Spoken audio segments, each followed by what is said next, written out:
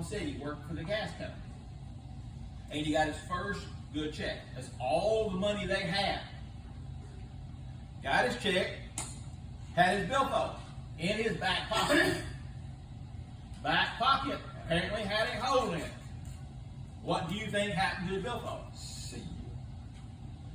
From that point right there, Daddy never carried his billfold in his back pocket.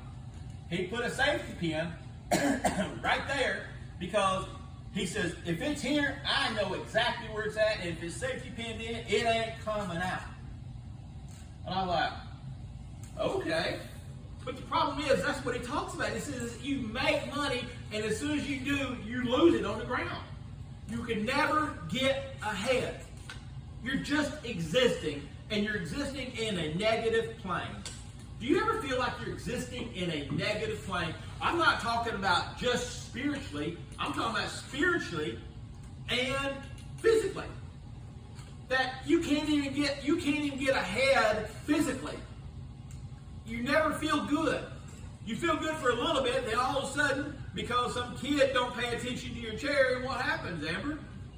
The chair bronco busted you out. Next thing you know, you've got a hurt foot now. Because why? It wasn't your fault. So can she say that that was spiritual warfare? No. Because somebody else broke the chair. And now, but that's the other reason why we have extended warranties to take care of this stuff. So now we've got to have a responsibility to go get the chair, to call in on it and say, hey, look, I've got a broken chair. Let's fix this problem. So here's our essence of what we're doing here is that we're saying that, wait a second, we're looking at our life. Lance, at what point do we want to look at our lives and go, wait a second, we're not going in a positive direction? If we're not moving in a positive direction, now we may say physically, well, yeah, I'm growing up. But are you where you were? Were you ever better than where you are now? And at what point do you look at now and say, well, yeah, I'm doing pretty good, but in comparison to what? You're doing pretty good to laying in a ditch with a bottle in your hand, or even wishing you'd lay in a ditch and wishing you have a bottle in your hand. But even is that in existence? I'm talking about living a life that's more and beyond. So one of the first things he talked about, he says, look around you, look at my house. Look at my house. See, the downside or the sin of tithing, and I say the sin of tithing, the sin of the whole prosperity, do you understand that your prosperity is not for you? Your prosperity is not for you. It's for your family. And the thing is that it actually goes beyond. The thing, was that face about Amber? I'm trying to figure out how to spell existence. Sorry. Yeah. EX. Well, I put EX. EINTNSE.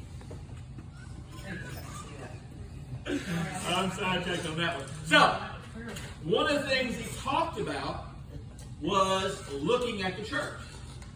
Looking at the church. That's what he's talking about. Looking. He says, go look at your house, then come look at my house. Amber had a very valid point that she said last Sunday. And we are going to start enforcing that from this point forward. She said the kids, and Artie was right in trying to reinforce what Amber said. The thing is, Amber, what did you say about this is what? This is God's house. No matter. That's a repercussion of something happening in here. Something. We don't know what. It could have been involved in harbor.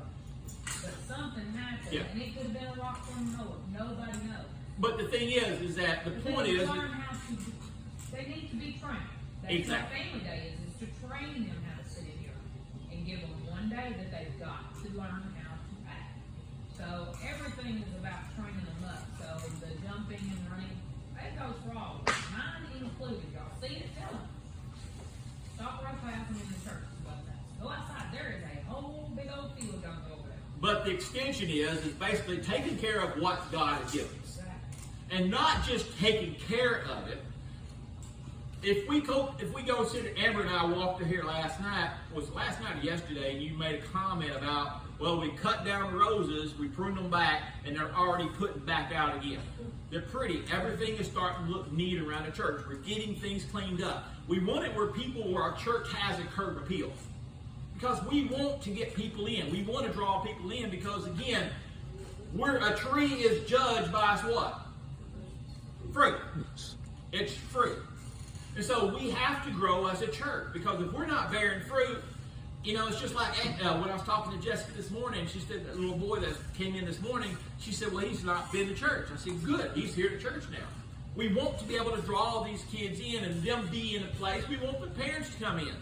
But at the same time, we have responsibilities of making this thing I don't really care. I remember at House of Prayer, one of the things that they did was they put really, really, really nice chairs in foyer. Well, one of the first things Jerry Dixon did, he claimed him a nice chair outside, and that way now he don't have to sit in church no more. And so, you know, what good is it to make nice chairs? We wanted to have our church be something we're proud of. Something that we know that, hey, we're taking care of the temple. And so the thing is that therefore in Haggai, it talked about that if you're not taking care of my house, one of the repercussions of doing your reasonable service is you're going to live a shallow life. You're not going to be blessed. You're not going to walk in the abundance of what God could actually have for you. So, now we've laid that down. So then how do we take care of God's house? If we're struggling, if we are... I remember one time, and y'all heard me talk about this, and again, I am not trying to beat you up on tithes. I understand. If you cannot do 10%, do 1%, do 1% faithfully. If you can't do 1%, do 5%. I mean, 0.5%. Do what you can do. But set your goal. I love the story of what AJ's grandfather would always do to him. AJ would say, basically, every time you go around your grandfather, he'd always say what? Saving money. He'd always ask you, are you saving any money? Are you saving any money? I wish so much that somebody would have done that to me. I wish so much that somebody would have said, hey, consider long term. Consider your retirement. Consider where you want to be. Terry, don't you wish that somebody would have pounded that in your brain? I know I do. I mean, are you where you want to be when you're going to be 62 years old? I'm nowhere near it. And, you know, the thing is that, you know, I can't make up for what I've done, but what I can is what I do. Right. You know, the thing is, I've always said, God don't really care so much what you've done. He cares about what you do. And so the thing is that we talk about where that widow, even in the Bible, she gave a mina, which is the smallest part that she had. But she did it faithfully. She did it faithfully. And then as she got better, she would actually increase more. So when I read into Malachi, and I'll get there for you. Would anybody like to read that for me? Or?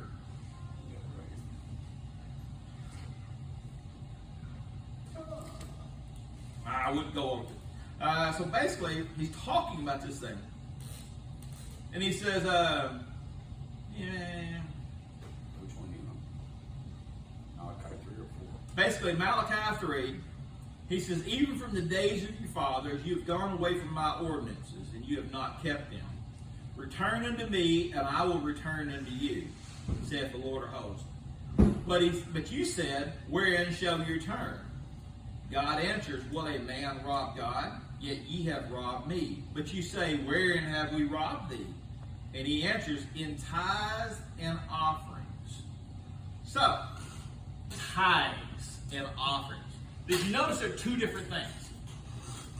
Two different things. Tithes and offerings. Anybody know the difference? You're supposed to. That is your 10, that is your return. Offerings is the love. It's out of it's the extra that you go above and beyond. Do you remember how Brother Danny used to explain that? He said, tithes take care of your needs. Offerings take care of your wants. And I love his definition of that. That tithes take care of your needs. Offerings take care of your wants. So, ask yourself this question. Where does a tenth come in at?